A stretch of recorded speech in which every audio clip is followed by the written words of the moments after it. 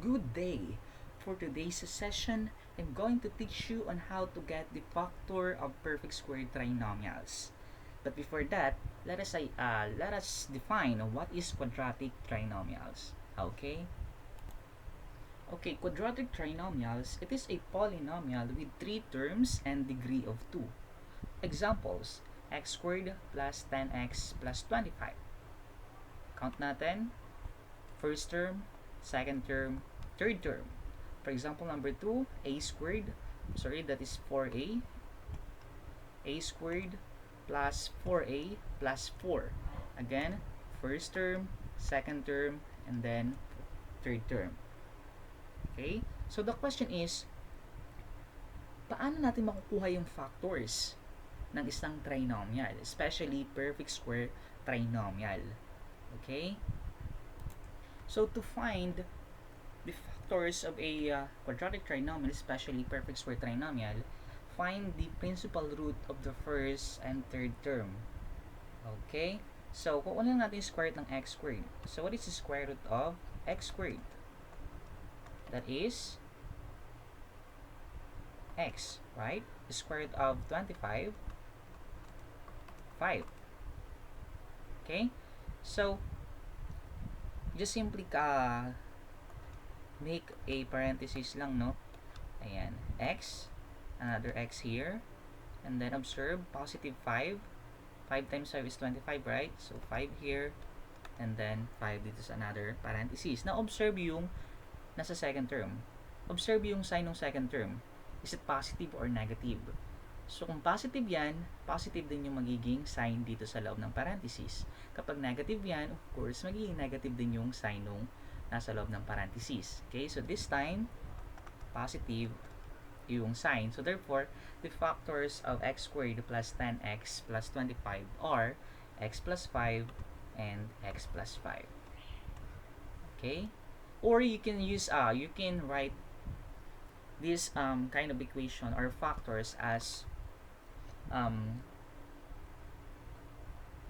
that is,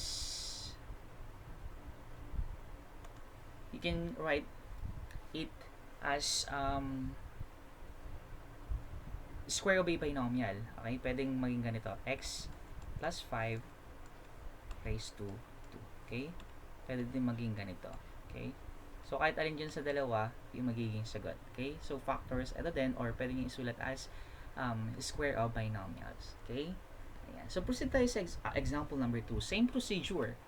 Find the factor, the principal root of the first term and then the third term. So, square root of a squared, square root of a squared, a. Square root of 4, 2. Right? So, gawa lang ulit dalawang parentheses. Yung a dito, another a dito sa kabila. And observe yung sign nung nasa second term. Obviously, positive. So, positive, and then positive. Siyempre, yung square root of 4 is 2. Lagay natin dito. Ayan. So, the factors of the equation, or the expression rather, a squared plus 4a plus 4 are a plus 2 times the quantity of a plus 2. Or, you can write it on, or as, tawag dito, yung tinabi ko kanina, square of binomials. So, a plus 2 raised to 2. Okay? Ayan. Pwede din naman yan. Okay? Kailangan simple. Okay, another example. X squared minus 8x plus 16. So, in procedure, find the square root of the first term. Square root of x squared is x. Square root of the third term, or simply square root of 16, that is 4. Okay, and then gawa lang dalawang parentheses. Dito yung x, and then yung 4 dito, then another 4 dito sa kabila. And then observe yung sign ng middle term, or yung second term, that is negative. So therefore, yung sign na ilalagay natin is negative. Okay, so the factors of the equation, or the expression rather, x squared minus 8x plus 16 are x minus 4 and x minus 4. Okay? Or again, you can write it as a product of, or a square of binomials rather. So x minus 4 raised to 2. Okay? Or, lagyan na lang natin ng or. Pwede din naman. Or. Okay? Ayan. Okay, balikan natin yung dalawang examples dito. Lagyan natin ng or. Ayan, or. Okay? Again, pwedeng ganito, dalawang factors, or pwede ding square of binomials, yung ganito. Okay, nilagyan lang natin ng exponent. Understood yan. Kahit alin sa dalawa, kukonsider kong tama. Okay? Okay, this time, move on tayo, factoring quadratic trinomials. This time, hindi na po perfect square trinomial. Okay, so may iba lang po ng konti yung step or procedure na gagawin ko. Okay? So, example here, example number 1, x squared plus 10x plus 21. So, observe the third term. Okay?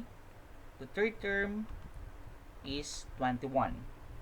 We need to find the factors of 21.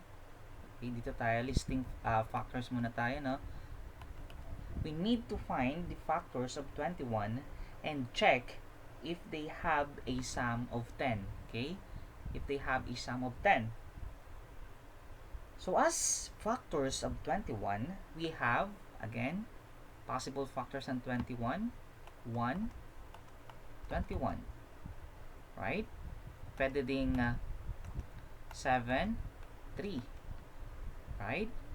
Pwede ding negative 1, negative 21. Or pwede ding negative 7, negative 3. Okay? Pwede din yan, and so on. Okay?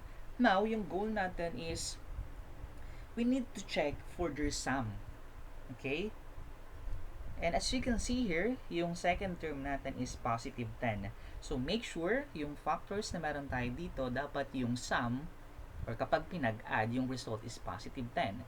So, alin dito sa apat na factors, kapag pinag-add, yung dalawang number na yon, yung result is 10.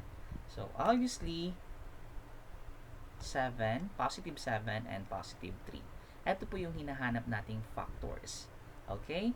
After that, sulat lang po ulit tayo ng dalawang parentheses. So, you can see here, x squared. So, square root ng x squared is x, right? So, x, x. Okay? And then, just simply copy 7, and then 3. Okay? And observe yung sign. Sign nung middle term, or yung second term, positive.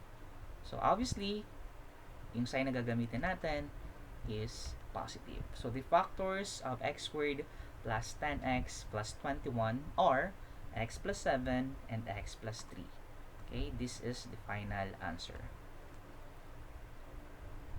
This time, hindi natin pwedeng gawin yung square of binomials. Okay?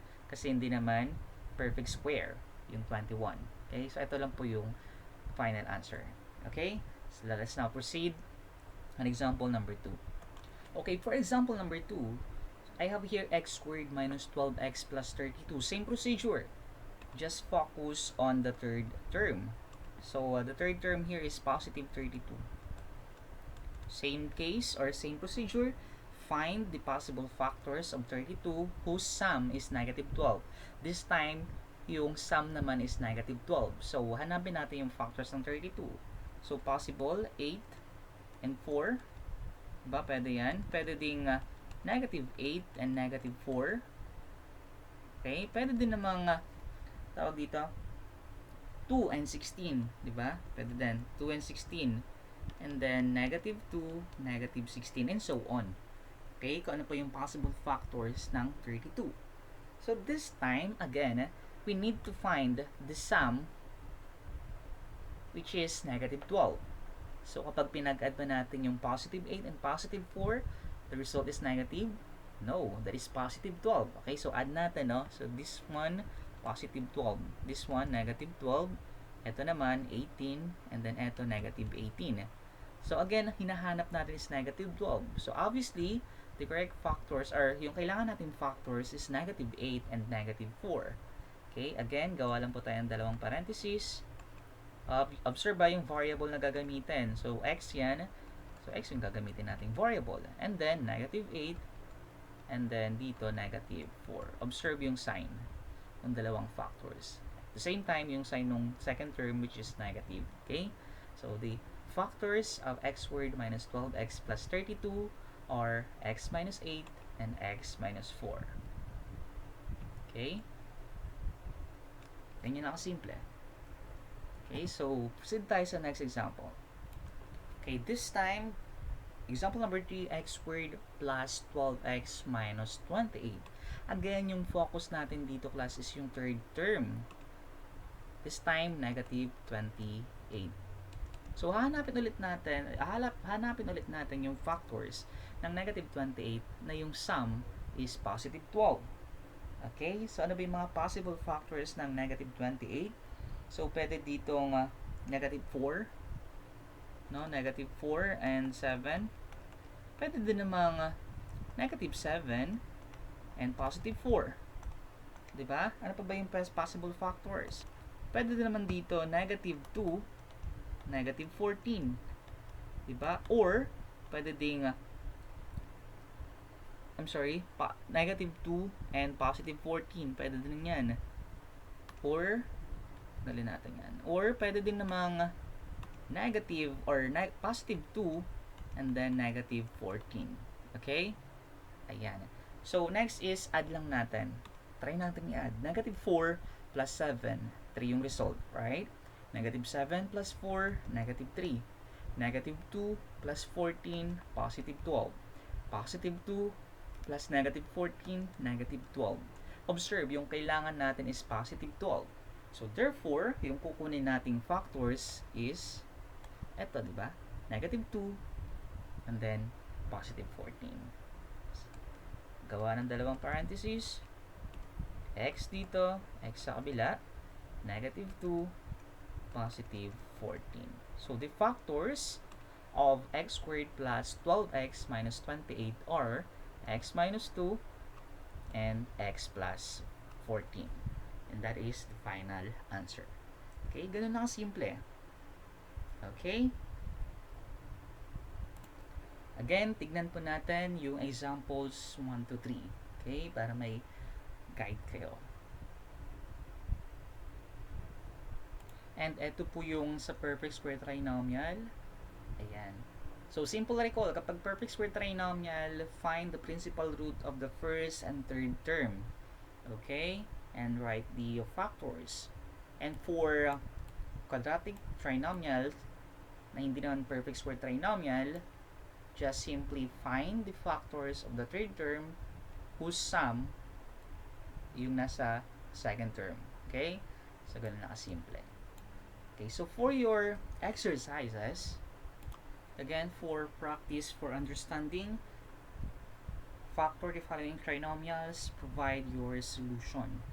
Okay, so siguro sa papel na lang or sa papel na lang or bond paper kung meron. Okay, so that's all for today.